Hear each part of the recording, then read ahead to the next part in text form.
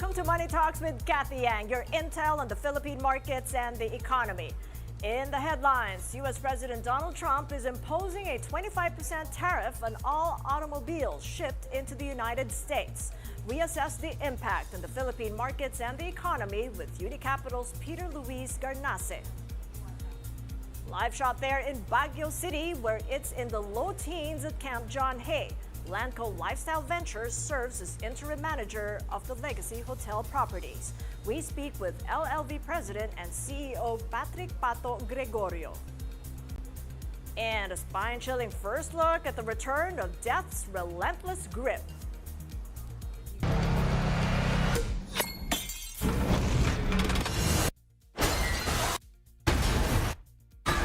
Warner Brothers drops the official trailer for the 6th installment of Final Destination.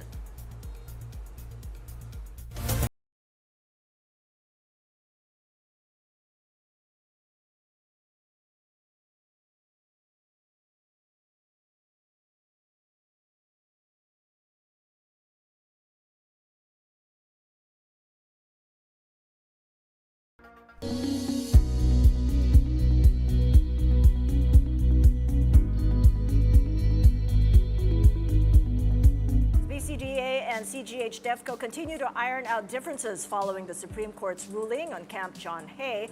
Interim management of its legacy hotels by Landco Lifestyle Ventures carries on. With us now for more from Baguio City is Patrick Pato Gregorio, the president and CEO of Landco Pacific Corporation's hospitality arm, LLV. It's good to see you. Pato, thank you so much for joining us and at Camp John Hay.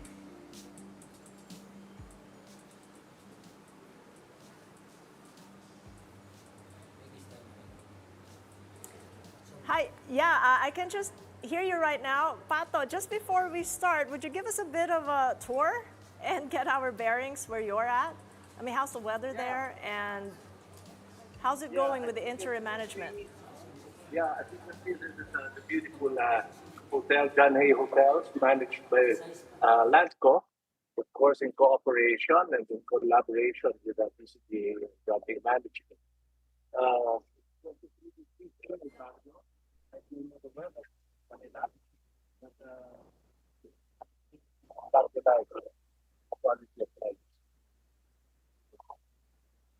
Right, I wish I was there. We could barely hear you. Welcome. You're welcome many times, Cathy. We owe you that visit.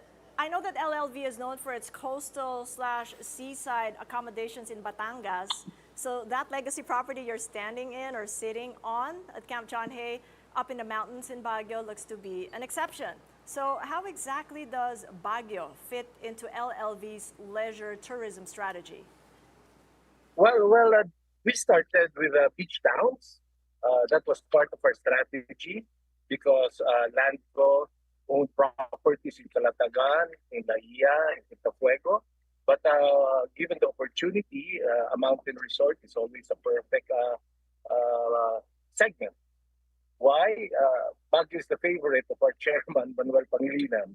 And we just have to develop something here in Baguio because with all the toll roads now, it's just 3.5 hours to Baguio from Manila.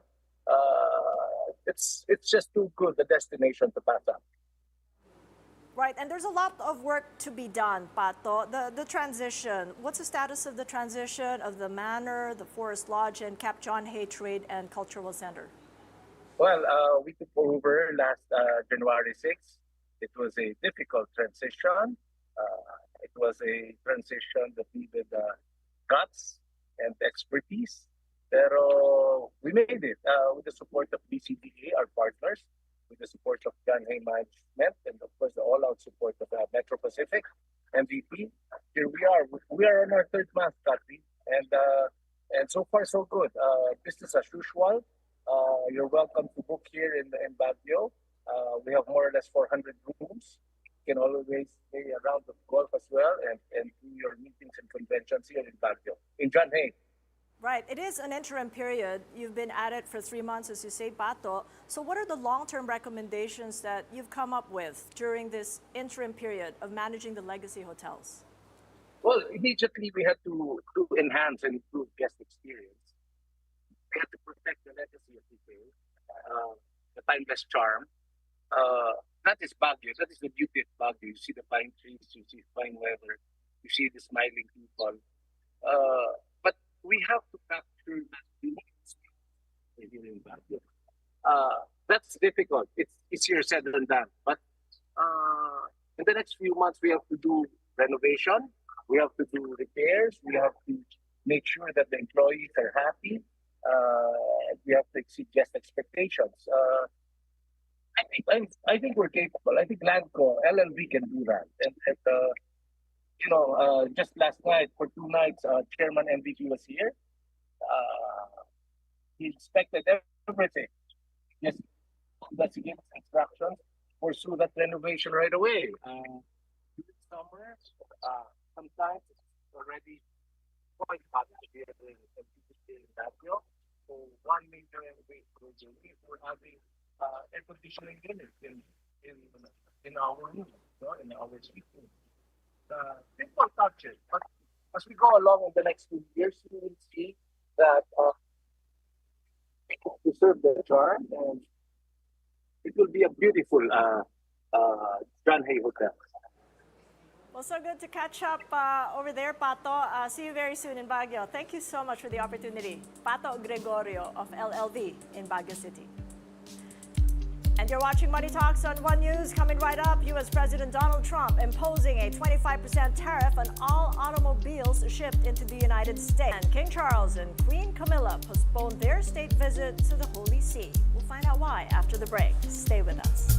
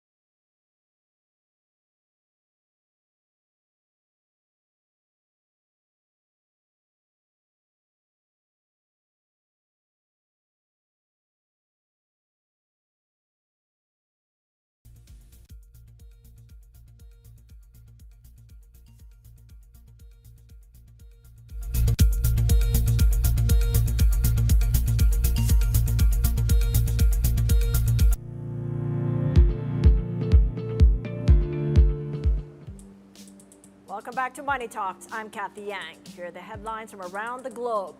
U.S. President Donald Trump imposing a 25% tariff on all automobiles shipped into the U.S. The U.S. will begin collecting auto tariffs on April 3, a day after he is slated to announce a broader slate of trade actions known as reciprocal tariffs. The duties will apply to all vehicles assembled overseas, even if they are products of American brands. Nearly half of all vehicles sold in the U.S. are imported. Mexico, Canada, Japan, South Korea, and Europe will be greatly affected by this move, potentially leading to a slowdown in the auto industry. Tech sell-off returned yesterday, Wednesday, as the Nasdaq led market losses. The index dropped by over 2%, S&P 500 down by over 1%, and the Dow fell by a third of 1%. Tesla and Nvidia shares dropped by over 5%, while General Motors declined over 3%. And still in the U.S., The Atlantic magazine has published a full conversation between Trump administration officials discussing the strikes in Yemen outside secure government lines. The Atlantic's editor-in-chief, Jeffrey Goldberg, was inadvertently added in the group chat, where security officials shared specific operational details regarding America's attacks against the Houthi militia. The conversation took place on Signal, a commercial messaging app, and the messages show Defense Secretary Pete Hegseth disclosed the exact time that American fighter jets would take off, information that could endanger the lives of American pilots, that it had been leaked. The White House is downplaying the incident, insisting no classified information has been shared. And in the Vatican, King Charles and his wife Queen Camilla will not push through with their state visit as doctors advise Pope Francis to continue resting. The British royals are scheduled to meet the Pope on April 7th, but the 88-year-old pontiff needs more time to recover after staying in the hospital for 5 weeks due to double pneumonia. In an interview with the Milan newspaper, one of the popes admitted that they briefly considered stopping Francis' treatment after a February 28 breathing crisis, but opted to take an aggressive course that put his organs at risk.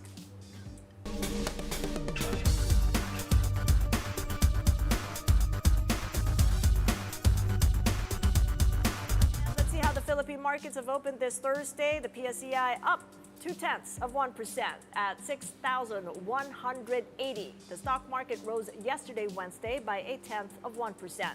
The Philippine peso has opened slightly stronger at 57.68 to a dollar. The local currency closed yesterday, Wednesday, slightly weaker at 57.69. As the world grew wary about the day of Trump's shifting trade policies, the Bangko Sentral last Tuesday released a statement saying the country's balance of payments position is forecast to be weaker this year and next. The reasons cited include slower global trade, subdued investor confidence linked to increased uncertainty in global trade policy, and geopolitical developments. Well, with us now for more is Peter Luis Garnace, Unicapital's Equity Research Analyst. Good to see you, Peter. Welcome to the program. Hi, Cathy. Good morning. Thank you for inviting us. Yeah, you know, the Bangko Sentral had me at its May 24 press release when it read, global economic uncertainty weighs on the balance of payments outlook. What do you make of it? And what are the likely implications to its very mandate of what it was communicating? Yeah. So with the BSP forecasting a wider BOP position deficit in the next 2 years, that means 2025 and 2026, this means that there will be an expected slowdown or modest growth in some of the sectors. And this could mainly be attributed to the ongoing global trade uncertainties, leading to muted investor confidence. I think in the BSP's outlook, they are expecting a wider current account deficit brought about by the higher trade in goods deficit, resulting from flattish growth expectations. Thus, the government expects the country to import more goods. So in relation to this, I think the government will release the trade balance data tomorrow, and we will see if the trade deficit has widened or narrowed last month. So this could also be exacerbated by lower net receipts in trade in services, which includes the BPO industry, as well as OFW remittances. And both are expected actually to post slower growth. In our view, both the BPO and remittances will remain resilient as outsourced services are not yet part of US President Trump's tariff agenda. Meanwhile, we think that growth in remittances can be but sustained. it could very well be. Peter. So that's the concern there. Immigration policy also affecting OFW remittances. What's the risk there? And what sort of a trade balance are we looking at towards the time that it does happen? Exactly. So I think the BPO industry is quite in risk if ever President Donald Trump imposed tariff. However, we think that the BPO industry in the Philippines would be more resilient given that we have skilled workers here in the Philippines, and I think the key there is to really equip our BPO workers with skills, high value skills to be at par in terms of to be more competitive, or at par in terms of competition with their peers in the US. And also in terms of remittances, we think that the Filipino migrants in the US are more of permanent residents, so they're not that much at risk in terms of the immigration policies of President Donald Trump. It's good to know that nuance, but when you look at that laundry list of reasons why one would think that the Bangko Sentral would be better off dovish, you really want to ask, where is the silver lining? When you take a look at this list, and I want to put it up for you on the screen, except for net foreign direct investment liabilities revised upward and the sustained net inflows from the financial account, all other components are looking weaker. So Right. might that Yeah, I mean think that the the Bangko silver Sentral will line. really have to cut rates by April 10th? And Yes. by how Yeah. much? Well, the BSP has also signaled they became dovish recently. The BSP Governor Eli Remolona has signaled there's a good chance to for them to cut by 25 bips and their April meeting. So I think uh, this could be justified by a more stable peso, also inflation within range, the target band of the government within 2 to 4% inflation. So I think there's still room for the BSP to cut interest rates in their next meeting, and we think that it could lift up market sentiment.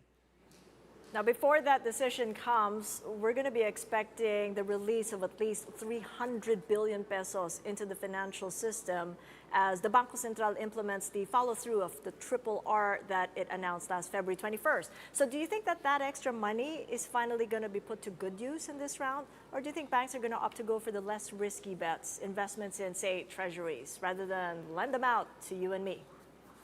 Right. So the 200 BIP reduction of reserve requirement ratio for big banks from 7% to 5% will be, I think, effective tomorrow, March 28th. So we believe that increasing liquidity in the financial system will really enhance the transmission of policy or of monetary policy. So this could eventually stimulate economic growth by enabling banks to extend more loans at lower interest rates. However, again, just a caveat, you're correct. Given that interest rates remain elevated, this may somehow offset the triple R cut, as banks and investors would find it more attractive to park their money in central bank securities rather than lending it out. So against the backdrop of all these uncertainties, well, what is your assessment then of the corporate earnings just reported? Is the silver lining anywhere there? Well, in terms of corporate earnings, although this is in a rear view for 2024 corporate earnings, we have seen many companies reporting good earnings so far. And I think looking forward to 2025, we think that we're expecting the market to grow by still double digit. We're expecting 10% growth for the market in terms of EPS. And at current levels of the market, it's still attractive. It's still undervalued, trading at a PE of 11 times. So we think that there's still more upside in the current market. So what does that mean? Go full on stocks, or do we mix it with bonds and hold a little bit of cash? Well, I think diversification is still a strategy in this kind of market. So I think we can hold stocks, fixed income, and cash. We just need to diversify this current environment. Okay. Okay, so diversify is the operative word there. Thank you so much, Peter. Hope to see you the next round in the studio. Peter Luis Garnace of Unicapital Securities. Thank you, Cathy. And coming up after the break, 19-year-old Alex Ayala making Filipino tennis history after beating another Grand Slam champion at the Miami Open. That story coming up here on Money Talks on One News.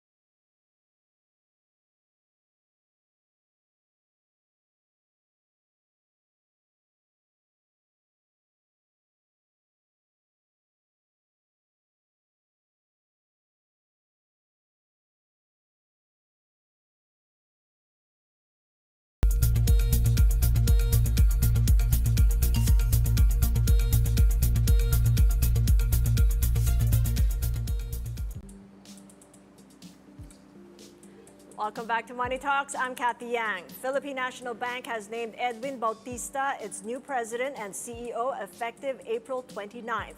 He will succeed Florido Casuela, who stepped down to focus on personal business but remains a board advisor.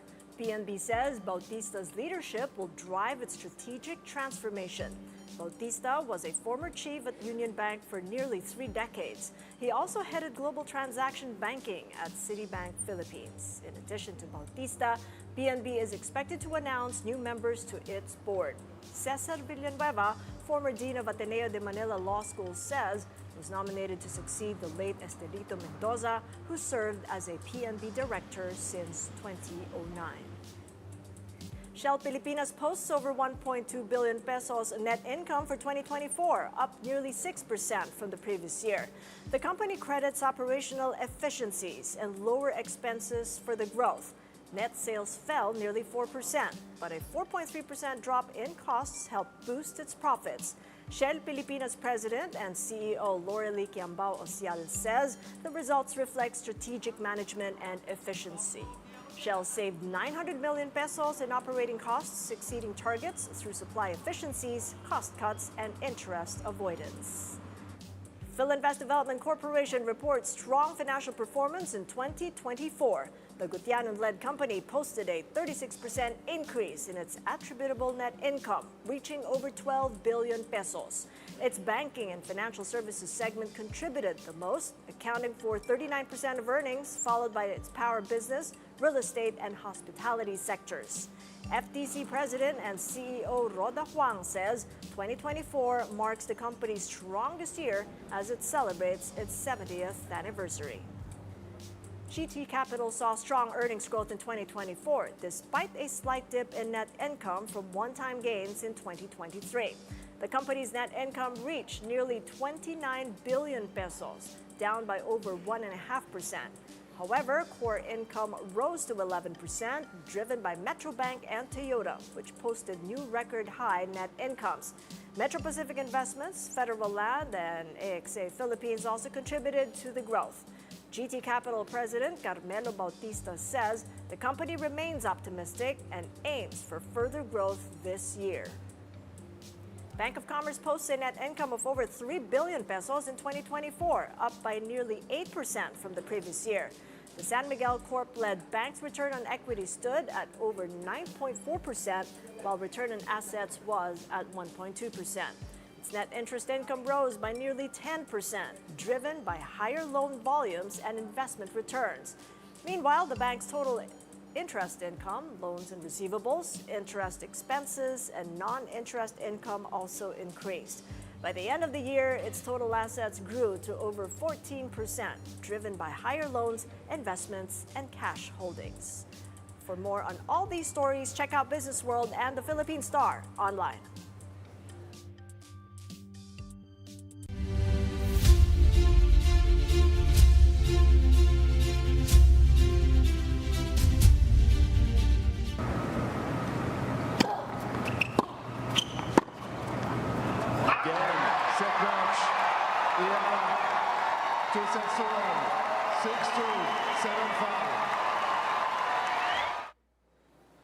And that's the winning moment of the country's very own Alex Ayala, who stunned world number 2 Iga Swiatek just hours ago in the quarterfinals at the Miami Open.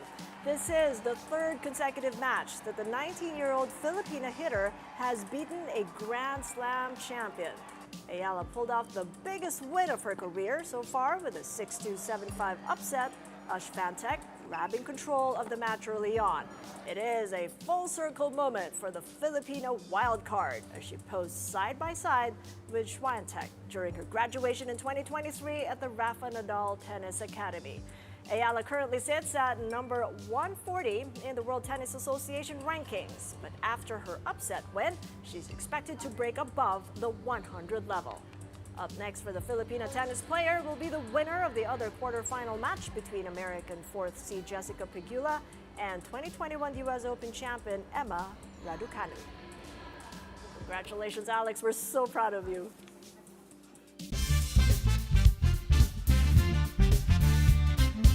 And the newest Final Destination film will be out in theaters soon. Final Destination Bloodlines tells the story of how a college student tries to prevent death from claiming her family.